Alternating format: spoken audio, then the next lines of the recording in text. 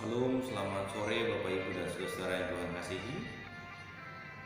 Di tengah pekan ini, firman Tuhan yang akan kita dengar dan kita renungkan bersama disampaikan dalam surat Paulus kepada jemaat di Roma. Dalam kesaksian Roma pasal 7 ayat yang ke-15 hingga ayat yang ke-26. Saudaraku, mari kita berdoa sebelum kita bersama-sama membaca serta merenungkan firman Tuhan pada kesempatan di tengah petang hari ini. Mari kita berdoa. Bapa di dalam sorga, kami mengucap syukur kepadamu sebab di petang hari yang indah ini, di pekan pertama bulan Juli ini, kami akan kembali mendengar dan merenungkan kebenaran firman Tuhan yang disaksikan oleh Alkitab. Karena itu kami memohon kepadamu, tuntun kami dan berkati kami dengan hikmat Tuhan, supaya apa yang kami dengar dan kami renungkan dapat bertumbuh dengan baik, lalu kemudian berkembang dan berbuah dalam hidup kami. Berfirmanlah Tuhan, kami siap mendengar. Amin. Roma pasal 7 ayat 15 hingga ayat yang ke-26. Saya akan membacakan bagian ini bagi Bapak Ibu dan saudaraku yang Tuhan kasihi. Perikop utuhnya diberi judul Perjuangan Hukum Taurat dan Dosa. Ayat 15 hingga 26 berkata, sebab apa yang aku perbuat aku tidak tahu, karena bukan apa yang aku kehendaki yang aku perbuat, tetapi apa yang aku benci itulah yang aku perbuat. Jadi jika aku perbuat apa yang tidak aku kehendaki, aku menyetujui bahwa hukum Taurat itu baik. Kalau demikian bukan aku lagi yang memperbuatnya, tetapi dosa yang ada di dalam aku. Sebab aku tahu bahwa di dalam aku, yaitu di dalam aku sebagai manusia, tidak ada sesuatu yang baik. Sebab kehendak memang ada di dalam aku, tetapi bukan hal berbuat apa yang baik. Sebab bukan apa yang aku kehendaki, yaitu yang baik, yang aku perbuat, melainkan apa yang tidak aku kehendaki, yaitu yang jahat, yang aku perbuat. Jadi jika aku berbuat apa yang tidak aku kehendaki, maka bukan lagi aku yang memperbuatnya, tetapi dosa yang diam di dalam aku. Demikianlah aku dapati hukum ini, jika aku menghendaki berbuat apa yang baik, yang jahat itu ada padaku.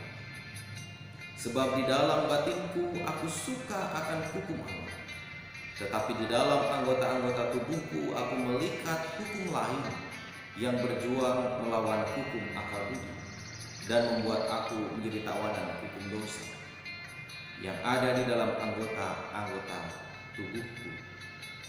Aku manusia celaka. Siapakah yang akan melepaskan aku dari tubuh maut ini?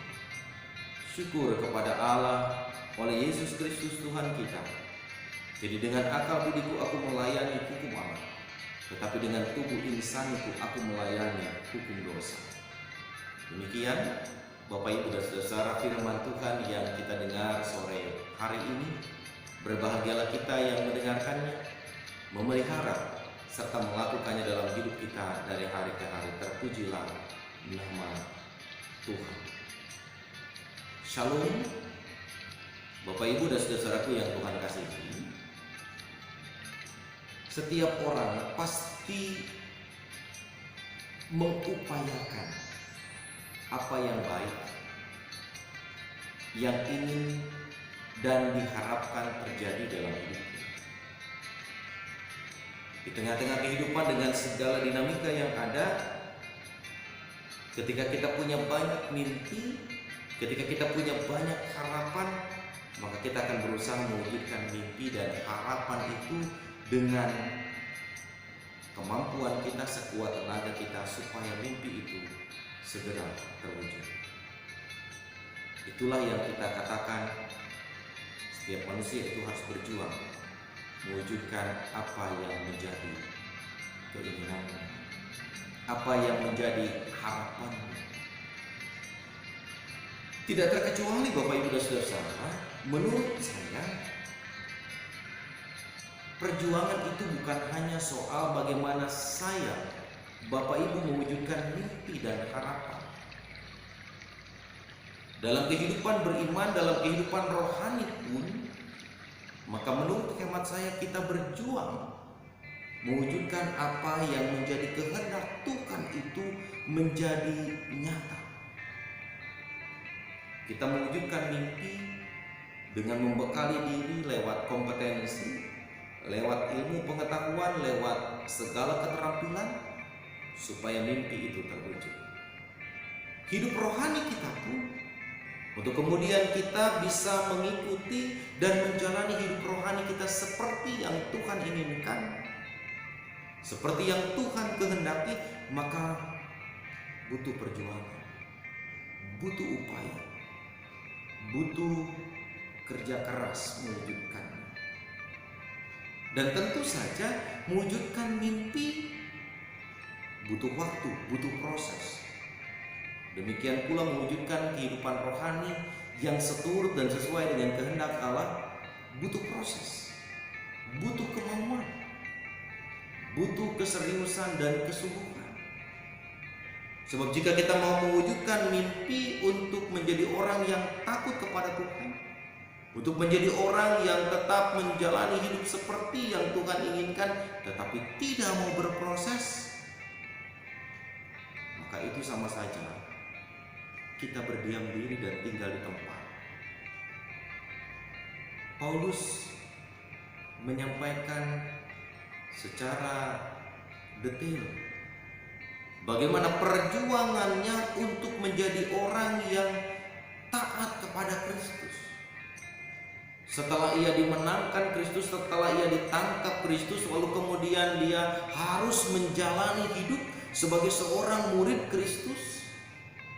Bagaimana dikatakan oleh Paulus sendiri, dia berusaha berjuang memenuhi keinginan dan harapan untuk mendengarkan suara Tuhan dan untuk menjadi orang yang berkenan di hadapan Tuhan, untuk menjadi pribadi yang taat kepada kehendak Allah.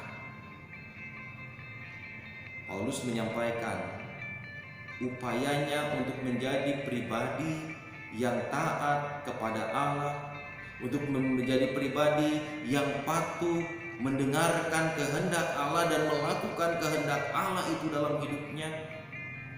Dikatakan perjuangannya tidak semudah membalikan telapak tangan.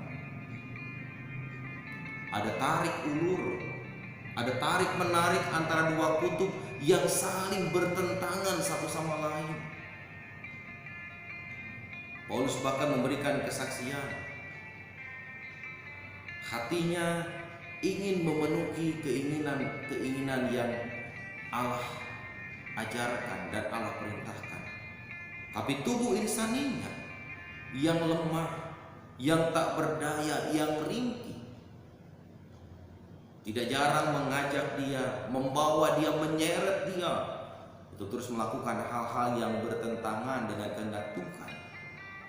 Sehingga Paulus berkata dalam bagian yang kita baca, akal budiku melayani hukum Allah, tetapi dengan tubuh insaniku aku melayani hukum dosa. Betapa tidak mudahnya saudara-saudara, Bapak Ibu yang Tuhan kasihi, perjuangan untuk melawan dosa dan mengikuti kehendak Tuhan, perjuangan untuk taat pada kehendak Tuhan dan menyingkirkan perbuatan-perbuatan dosa yang tidak berkenan dengan kehendak Tuhan bukanlah perkara yang mudah.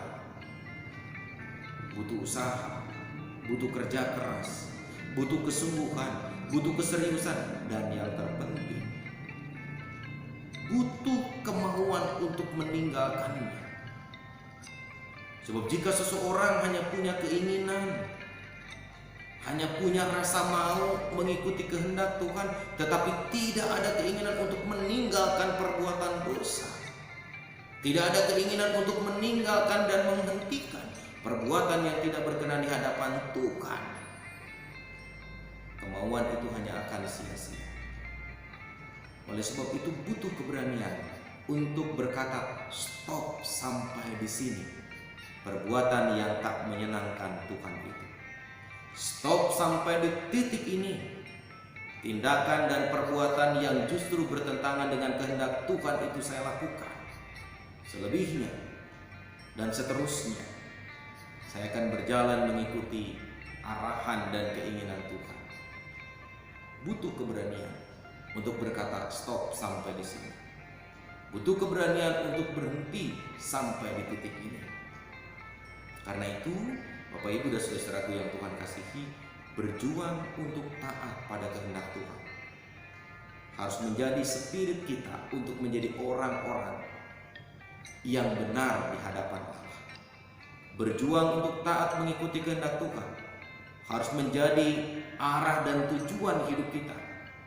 Ketika kita menerima Kristus sebagai Tuhan, menerima Kristus sebagai juru selamat, maka berarti kita juga dipanggil untuk berjuang, mendengar, mengikuti, dan menuruti kehendak Allah dalam perjalanan hidup kita.